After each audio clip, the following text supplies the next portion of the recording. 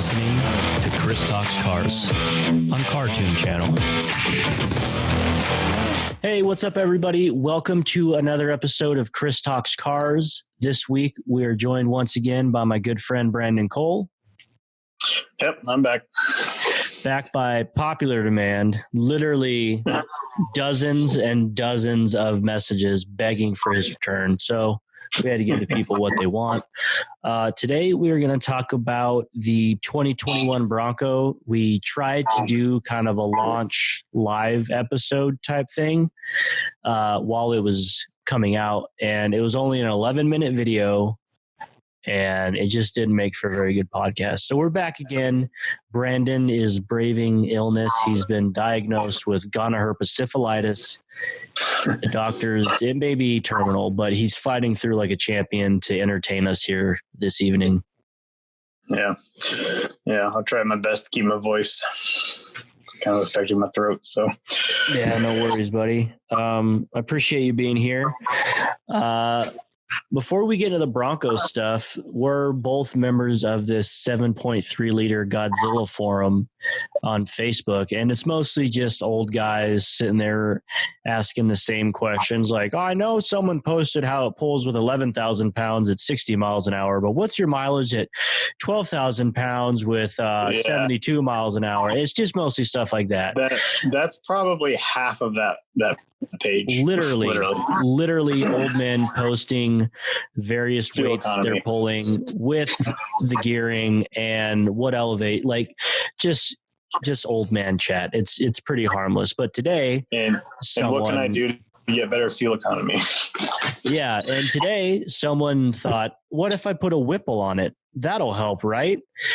And most people, at least educated people, would assume that was a joke.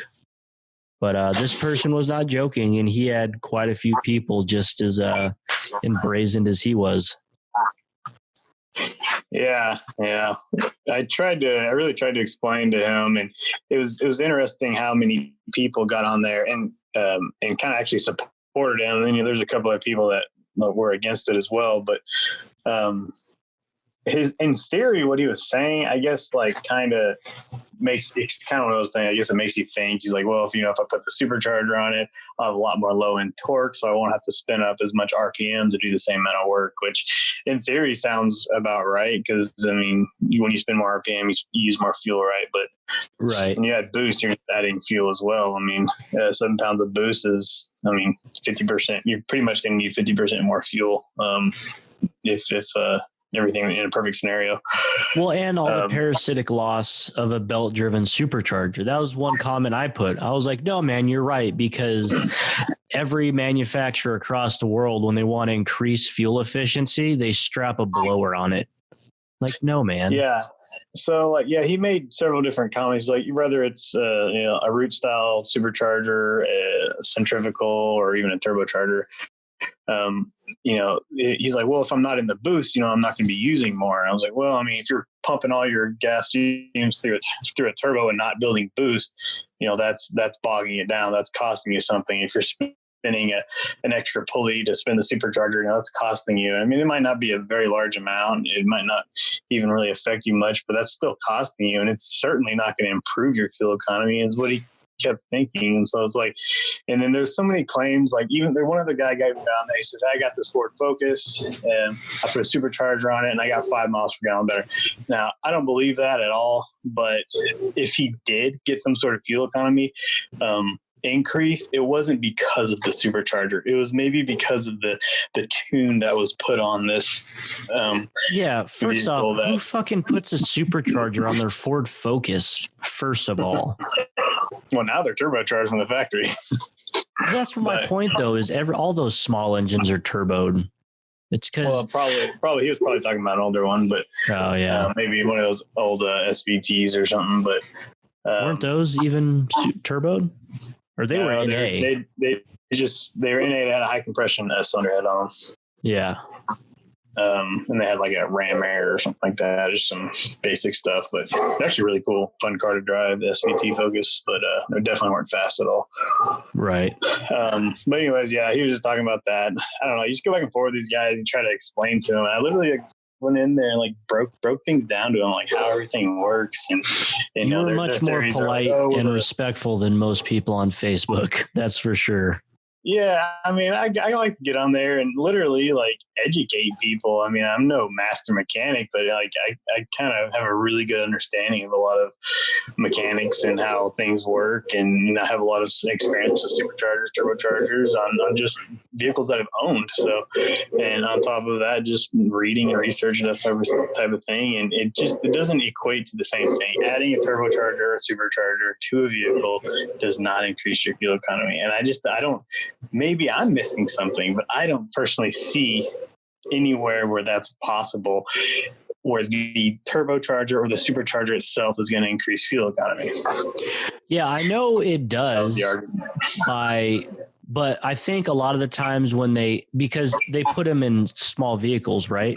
But that's because they use a drastically smaller displacement and then put a turbo on it to equal the same efficiency as a larger engine. It's more efficient than a larger non-turboed engine, but it's still not the same efficiency as that particular engine if it was NA.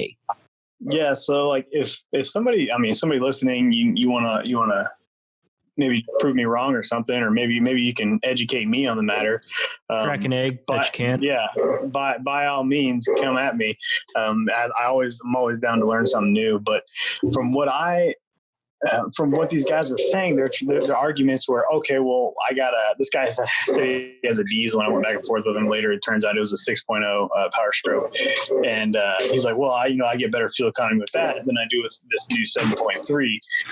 And he's like, and then go get the 3.5 liter EcoBoosts out of the Fords. He's like, same thing. He's like, you get great fuel economy with those. Like, you really don't get great fuel economy. They claim a lot. In reality, like some people that drive like a grandma can squeeze 20 miles per gallon average out of these, but that's mostly 20 miles per gallon is like dead even at 20, and that's like highway stuff. They might get into the low 20s on the highway, but once you mix in regular driving in there, I mean, you're in the probably mid, maybe if you're lucky, upper teens on that, and that's assuming you probably have a 355 gear. If you're like in the max tow and you got a 373 axle, or something like that, I mean, you're probably getting even worse. And then when you hook a trailer to those, they're even worse than like my F-250 gas truck, and they get like 8 miles, 7 miles per gallon with the trailer. When they're towing, they are in the boost all the time. Yeah, they're always in the boost. And so that was the thing that they claimed. I was like, well, if you're not in the boost, you're not using it. It's like, well, if you have a turbocharger,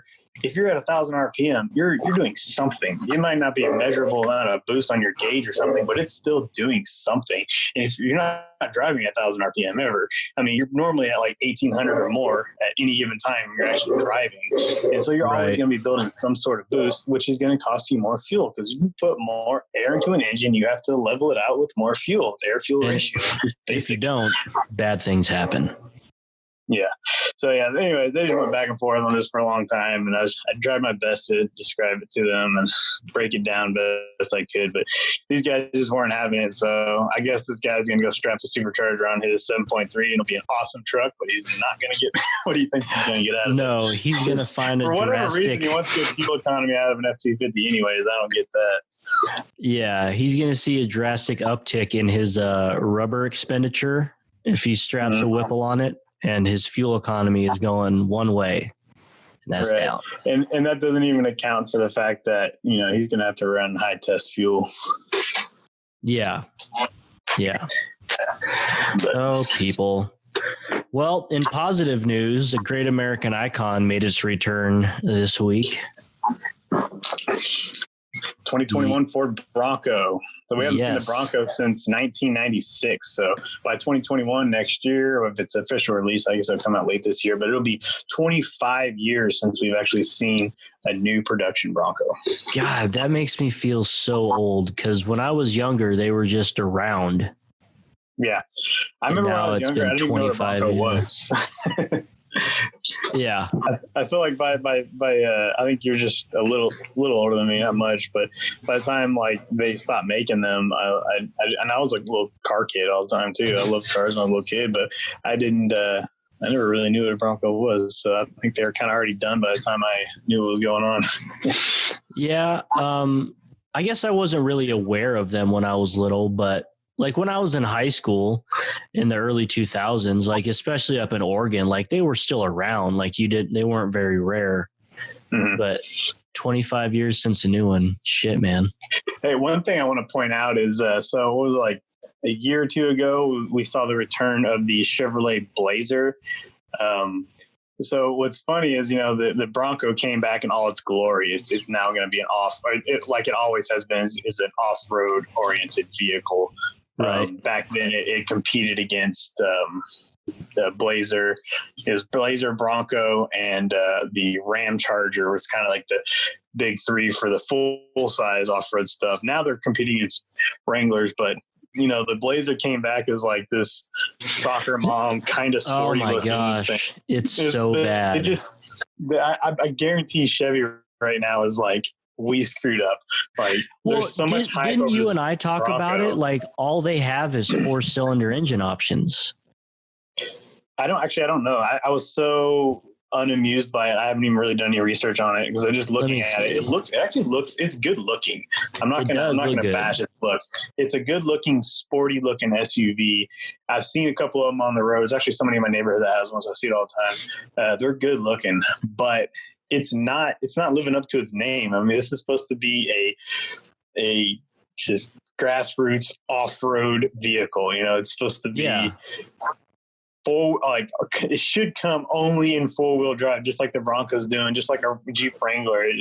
That's how it's supposed to be made. But they just made another one of something else they already basically have. So they just got a whole bunch of these like half-ass SUVs that nobody really cares about, and for some reason somebody stumbles onto a Chevy dealer and buys it. Are you ready to be depressed? You want to know what the 2 engine and 1 transmission options are for the 2021 Chevrolet Trailblazer? Let's hear it. Hold on. I may have misspoke. Nope. You can get a 1.2 liter or a 1.3 liter with a CVT or a 9-speed automatic. What? Yep. You can't even get 2 full liters of displacement. You cannot. I assume they're turbocharged. Did you say that? Yes.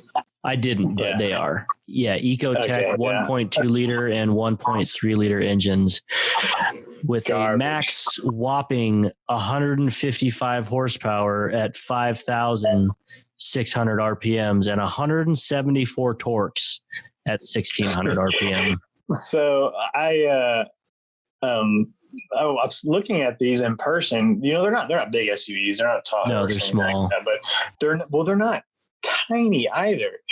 And so they're not like a Ford Escape.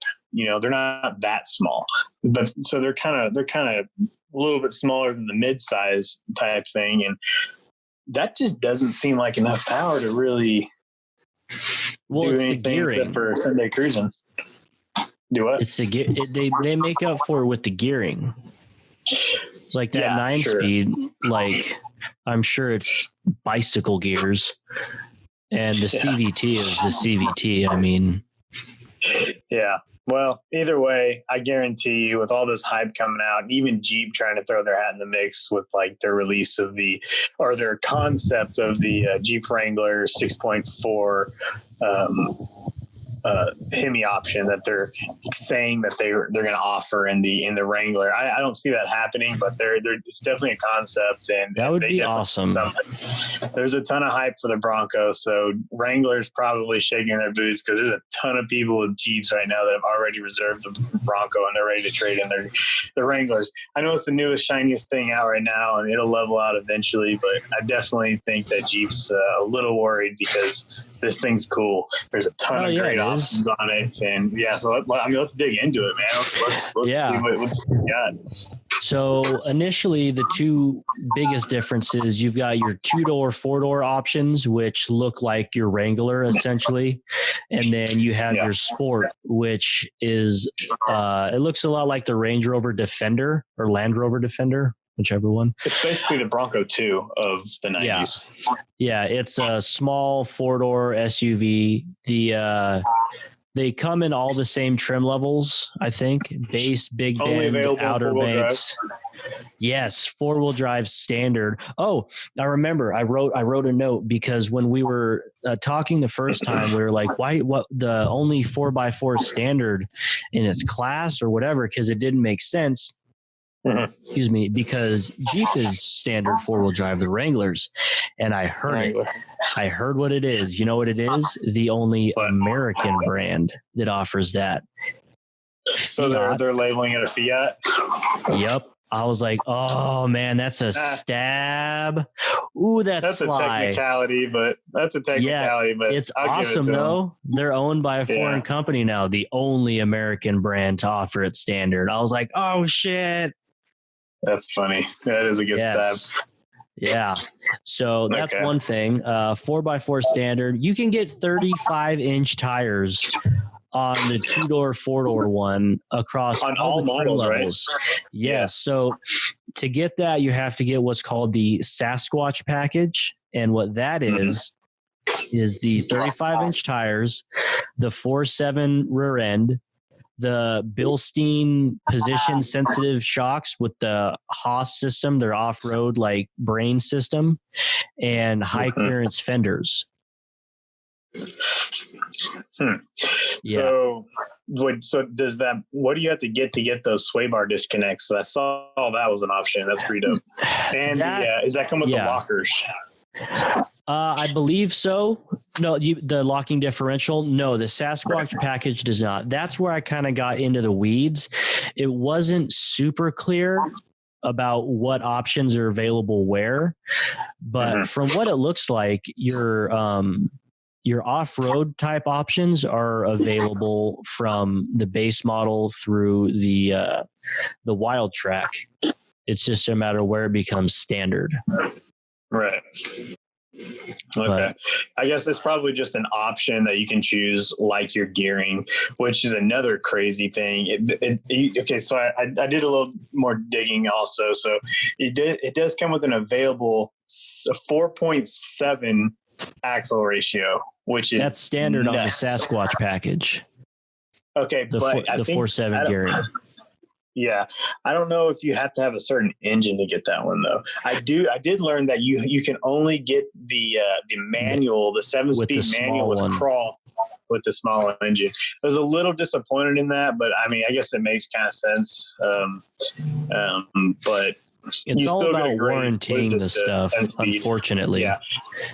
The 10-speed's still going to be awesome. So it's basically the first year is basically probably pretty close to that crawl gear anyways. Probably not quite as good, but close anyways.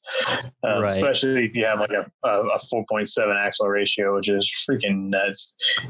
In case we didn't cover it already, you can get a 2.4 liter 6-cylinder twin turbo or the 2.7 liter. With the 7-speed in the 2.4 liter, that's a 6-speed with a crawl gear, like a granny gear, or the 10-speed auto. And if you get the big engine, the 2.7, it's auto only. And there's a bunch of like trail corner assist and all kinds of like super advanced off-roading stuff that's only available with the auto. Yeah, so the 2.3 liter, you're going to get 270 horsepower, which is pretty decent 2.3 is actually what I'm reading here. Is it? And like 2.3. I'm on carandriver.com is where I'm pulling this from, but it's saying 270 horsepower, 310 pound-feet of torque, which is pretty great because this is competing with Wrangler, and that's already more than what Wrangler offers, I think, on power and torque. And then you have the option of 2.7 liter. Did we look up the diesel specs? I remember we talked about this last time too, because I so does it actually offer it? Because I haven't seen much about that. In the Wrangler? Oh, no. Yeah. Yeah. That's like 240-ish, 250-ish horsepower on the new one and about 440 pound-feet of torque. It may be a little bit newer for like the 2020, 2021 models. But back to this, the 2.7 was making 2.7 liter EcoBoost for the Bronco, 310 horsepower, 400 pound-feet of torque, which is really awesome. 400 pound-feet of torque in a relatively small vehicle is pretty great. It's going to be a lot of low end torque on that too. Yeah, Yeah, it's going to be really good, man. I'm excited. Ford is like having a revival in a way. Like the F-150 has always kind of been their flagship, but you can really tell like they really, really got their shit together with the Mustang and the Ford GT and this 7.3 liter. They're getting the truck like heavy duty market locked back down, or at least a section of it back from Hemi. Yeah, it's a good time to be a Ford guy. Yeah, for sure. Yeah, I'm pretty excited about this. So even though we have these two, in my opinion, are really excellent engine options, especially the 2.7 liter, has been really proven in the F-150. My and it's going to be just.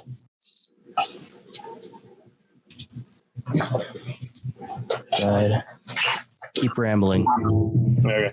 Even though the 2.7s, it's a great engine, and the at 400 pound-feet of torque, there's a lot of feedback from the Ford community and all the Bronco fans from the earlier days that they're not offering a V8 option like the Coyote, maybe the 6.2.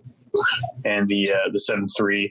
Obviously, those are really big engines for a relatively small vehicle, so it would make sense not to have them in there. And I do understand people wanting that V8 rumble, but so many people are discrediting this because it's a V6 option is the best thing you can get. But I think people are they're just shooting this thing down too soon at that point.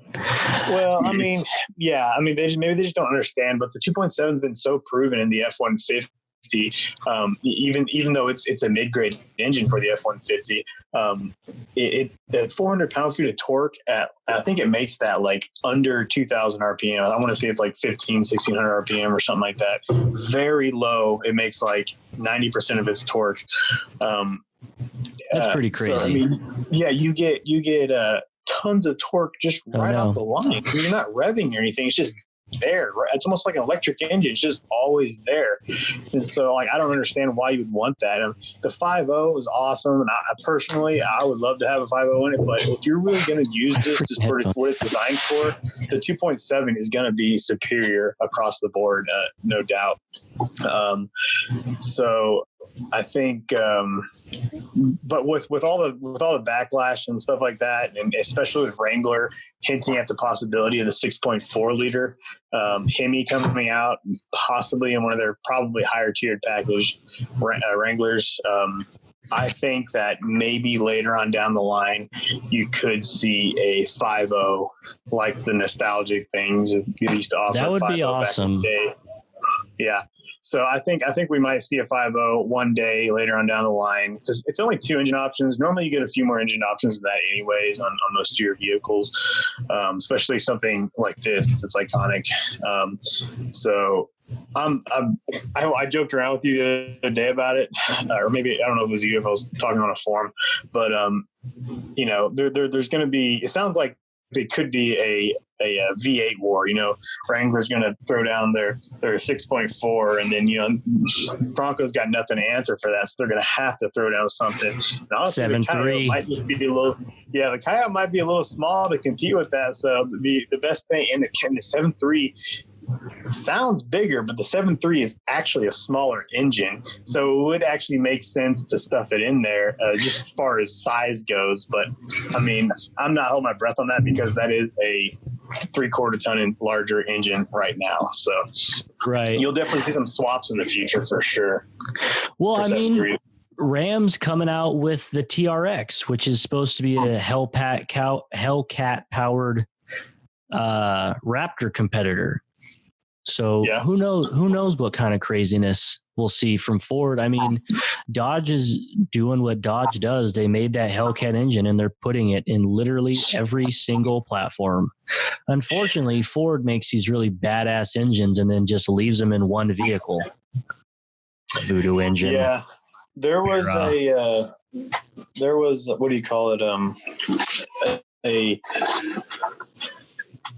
A spy photo of what's quote unquote Braptor, a a Bronco Raptor. I don't know how much legitimacy there is to it, but I mean, maybe. See, I'm over here talking about the 5.0, and realistically, the Raptor, if it's bro, that's awesome. Yeah, if it's going to get anything bigger, like to compete with the 6.4 Hemi, it's going to get the 3.5 liter out of the F-150 or the Bronco or the Raptor, because that just makes more sense rather than to put a huge V8 in there. But yeah, unfortunately, you got to give the people what they want. So who knows what we're going to get, man? Maybe we'll get both. Yeah, I mean, they've got that Ford GT engine. How much horsepower does that thing put out? And that's the 2.7 liter 6-cylinder, right? Is it the Ford GT? I think it's 3.5 still. Oh, you might be right. I think you are right. Yeah. That sounds right. I looked it up, and I think they're saying like 90% of the parts from the F-150 3.5 swap over to that. It's like, that's awesome. There's hardly any differences in them. Obviously, it's like probably pistons and turbos, just high performance type stuff. But I say most of the parts just swap straight over, so it's not a whole lot different. So you basically have a really awesome engine if you already have, and the 2.7 is the same thing. It's not a whole lot different than the 3.5. So if you have either one of those three engines, you got a pretty awesome engine. If you follow any 3.5 EcoBoost forums, and you can really see it. There's a lot of fanboys on there. I think they have the coolest thing on the market, and partially they're right, and partially, they just got a big head on their shoulders. But it is a really sweet engine. It's capable of doing a lot. I mean, it's one of the few gasoline engines you can just buy, take it, and go order a programmer off of Amazon and unleash another 100 horsepower out of it without one bolt on at all. Yeah, that's the beauty of turbos, man. 2 of them. yeah, twice the goodness. Yeah. Then you go do exhaust and intake and a bunch of other little stuff. I mean, I did intake, exhaust, ECU tune, and a fuel pump rebuild on my R, and I got like 75 horsepower. That's ridiculous. Yeah, I mean, it's pretty good. Yeah, that's definitely, and especially in a small vehicle, a small engine, that's pretty impressive. A turbo can turn a 4-liter engine into an 8-liter engine, basically. Really, well, I mean, double its size pretty quick, its efficiency, power. Literally, that's what Ferrari and them have been doing forever. They get these tiny, like 4-liter, 3.8-liter V8s and just rev the socks off them. It's beautiful music. Yeah, sorry if you can hear my kid crying in the background. Oh, no worries, man. Yeah. It's quarantine. Everything is acceptable. It is. Yeah. So anyways, looking at the interior here, moving on from the engine and all the powertrain stuff.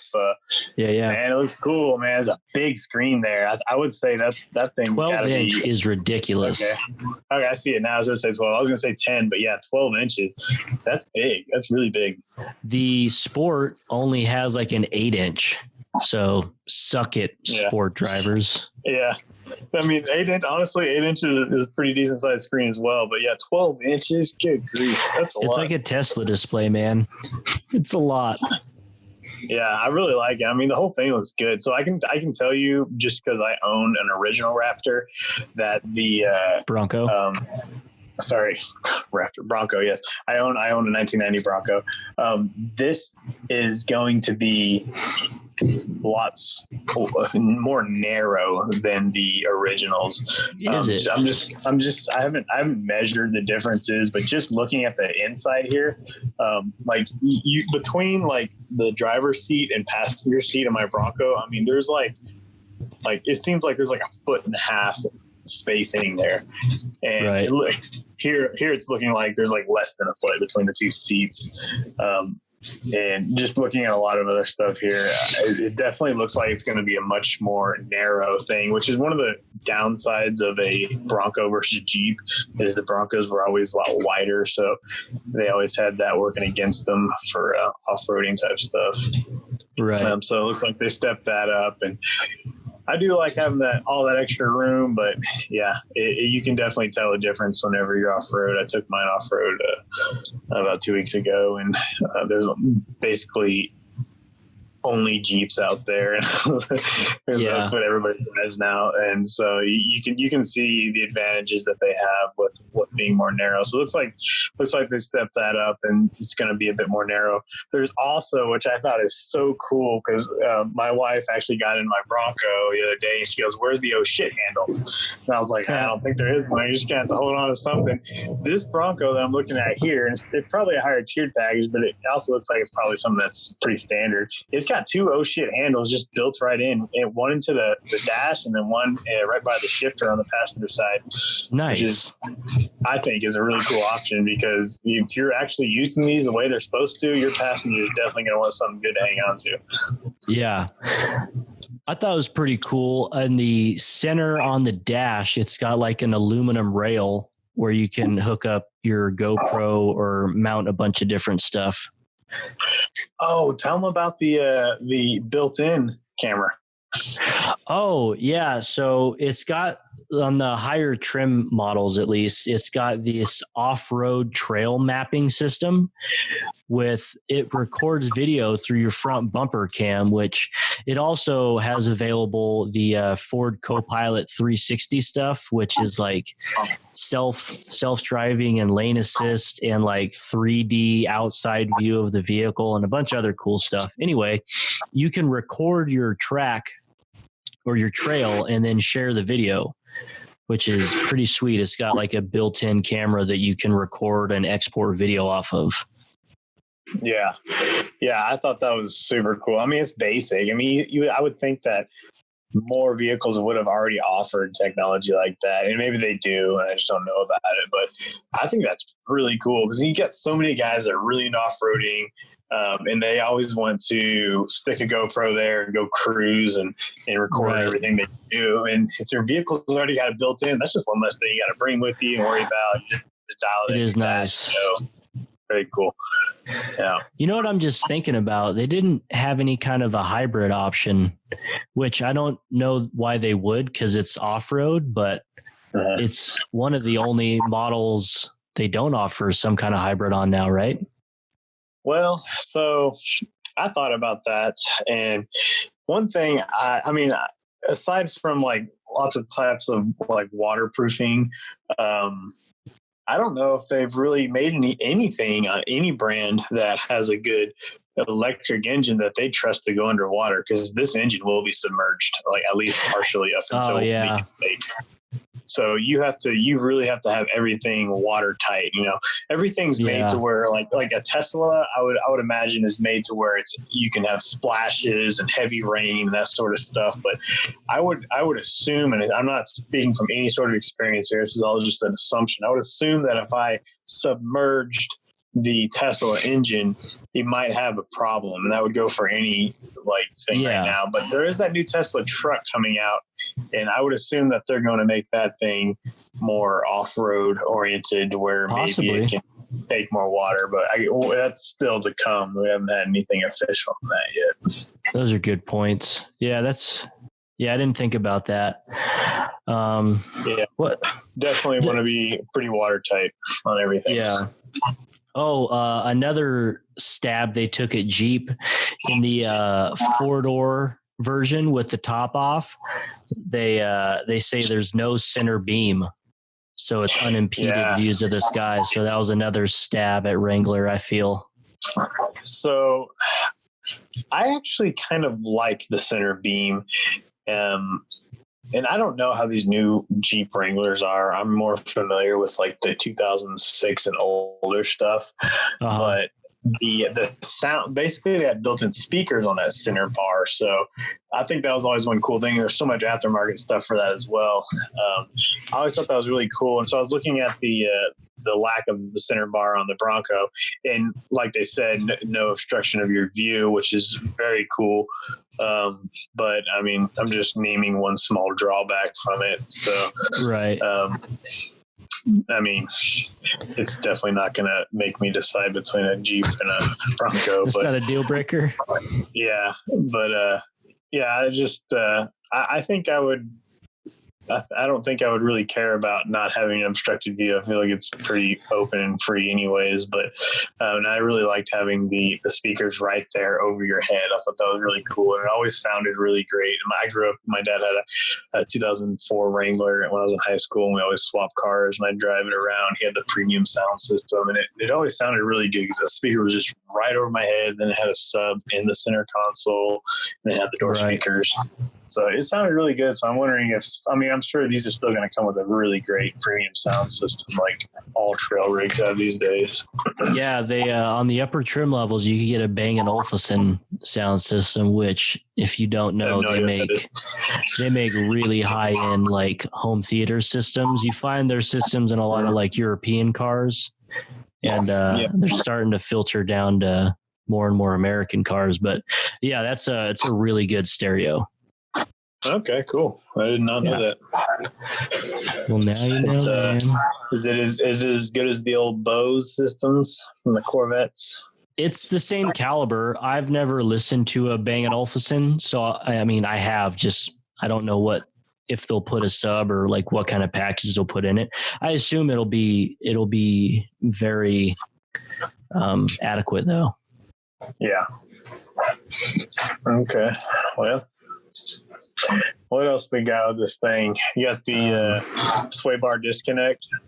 Yeah, that you can do under load, which is pretty nice. I know you can be at full flex. Yeah, I know Jeeps and Dodges have had remote sway bar disconnect for a while. I don't know if they're able to do it under load.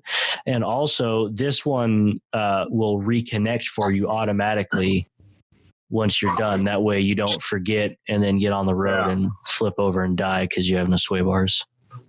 Yeah, that was definitely pretty cool. Actually, now that I think of it, I think during the release of that video yesterday, I think they said full locking differentials for the front and rear was available on all different models, even the base model. I remember locking front and rear. I don't remember if it was across all models. It wouldn't surprise me though. They've made a pretty big deal of pointing out that the 4x4 goodies aren't reserved for the high-end luxury package. Yeah, that was one thing. I mean, I don't have that confirmed. Maybe we can look that up real quick. But that was one thing that really bothered me about a Wrangler is that the only way you can get a locking differential is if you get the highest tiered Wrangler they offer, which is the Rubicon, and they are. It's like $40,000. I think they're more than that. I think they get. I mean, by the time, especially if the dealer tries to outfit them with their own lift kit stuff like that. Oh yeah. Well over $50,000. I've seen them out there brand new, and it's pretty ridiculous for what it is. I mean, especially like the two doors. I mean, it's like golly. I mean, you lose a lot of resale value on those two doors too. But yeah, it's like I want a base model one with all the good stuff because I don't want to go tear up a $50,000 rig. Right, and that's pretty reasonable. I get why they do it. Like as a consumer, I get upset, but that's just capitalism being capitalism. So. Yeah. And so I think this is going to upset it. So like Jeep's going to have to step it up and say, all right, we're going to offer some cool stuff on our more entry level trims so that because they're going to have to step up their game, man. Ford's really set the bar high with the Bronco here. And on top of that, just looking at these back seats, it looks really roomy. Yeah, it looks way more comfortable to me, at least, than a Wrangler. Yeah, my wife was really wanting a Wrangler for a while, and she went and test drove one, rode around one of her friends, and immediately she's like, "I don't want this; it's too dang small." Good. But I wonder if this is going to be much larger, more roomy, whatever. You'll have to go out and measure the dimensions on yours and see how they measure up, like wheelbase and interior dimensions and all that. Yeah, wheelbase is real short, but they are wide. I mean, they're this basically just as wide as an F-150. Right. Yeah, that's real wide. Yeah, they're real wide, very very roomy in there. But I mean, that's not necessarily a good thing for off-roading. All right, man. We miss anything here? I don't think so. Like there's a bunch of different trim levels, and they kind of go over like the base they say is the essential Bronco. The Big Bend is for mainstream off-roading. The Black Diamond is for adventure off-roading. Outer Banks is off-roading in style, which I assume is like where the luxury options start coming in. Okay. And then Badlands is for extreme off-roading, and Wild Track, which is the highest trim level they're offering, like continuing. They offered the first edition, but that was sold out within an hour, I'm sure. But the Wild Track, it says, is for high speed off-roading. So interesting. Yeah, it's not super clear the breakdown of where the options start and stop. So I'm assuming there'll be more options on that later. But then they also have their terrain management system they call GOAT modes, which stands for go over any type of terrain. Yeah. And it's for sand, slippery, sport, eco, and normal. Yeah. With additional modes, mud and ruts and rock crawl and substitute sport mode for Baja. In total, there are 8 available modes that vary by trim. Man, yeah, it definitely sounds cool. I'll be looking for one in a few years when I pick up a used one, but man, I'm pretty excited about this. There's also 200 available like accessories that you can add to it from the dealer or factory. From the factory, and that's growing all the time, I'm sure.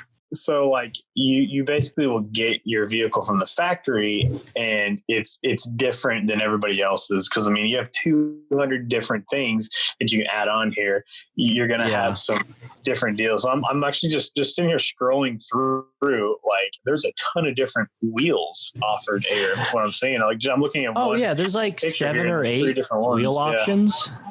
It's ridiculous. So, and they're all good looking. They almost all look like an aftermarket wheel. Like they look great. And I think one of them looks like it's got a bead lock on it.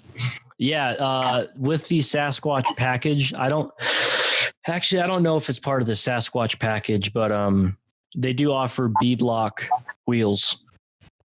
Okay. I don't know if they're factory fake ones or not, but they say bead lock really available. Good. Okay.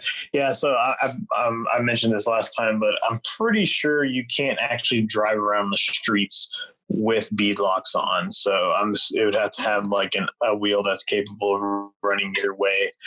Right. With or without the bead lock. I would assume so. Yeah. But no, they all look really great.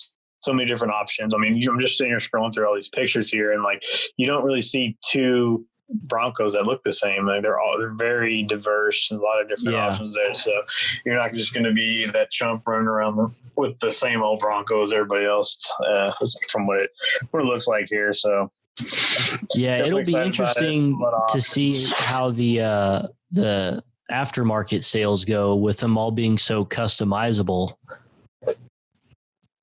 You know what I mean? Yeah. There'll just be a lot more options you can get that other people won't want.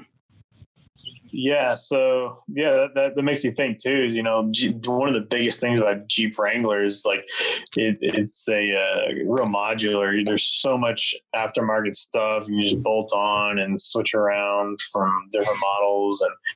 And, looks like the Bronco is just going to come that way from the factory. You just, what do you want on it? Boom. Yeah. We'll deliver it that way. It makes sense. Already, so. Like if you're going to make your vehicle, again, I can look at it either way. Like it makes sense for Ford to make the money. Like if people are going to be buying all these aftermarket accessories, why not Ford make the money? But at the same time, it's cool to support like the aftermarket industry because, that's a thing. Ford Racing's always actually been really good at offering a lot of like good good parts to actually use for like the Mustangs or whatever, your F-150s, the engines and suspension options, stuff like that.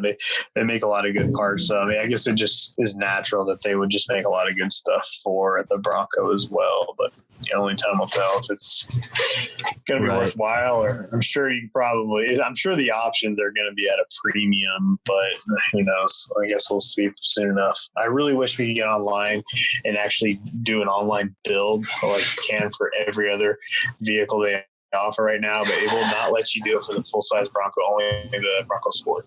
Yeah, only the Sport right now, unfortunately. But yeah. I'm looking forward to the Big exciting Bend. things though, for sure. Yeah, Big Bend is in Texas, so that's to me, this is the Texas model, so that's what I want. Heck yeah. It's kind of cool. You can get like steely looking wheels for the Sport. I'm going through the build. Did you see that? Yeah. They look like steel wheels. Well, I kind of like that. They offer the basic steel wheels on the full size as well for the base model. It looks cool. The Essential Bronco. Yeah, they're actually not bad looking. I really like the upgraded ones much better, but actually the Black Diamond looks on here also has it as well. So I guess there's a lot of just wheel options that you can go with. They all look really great.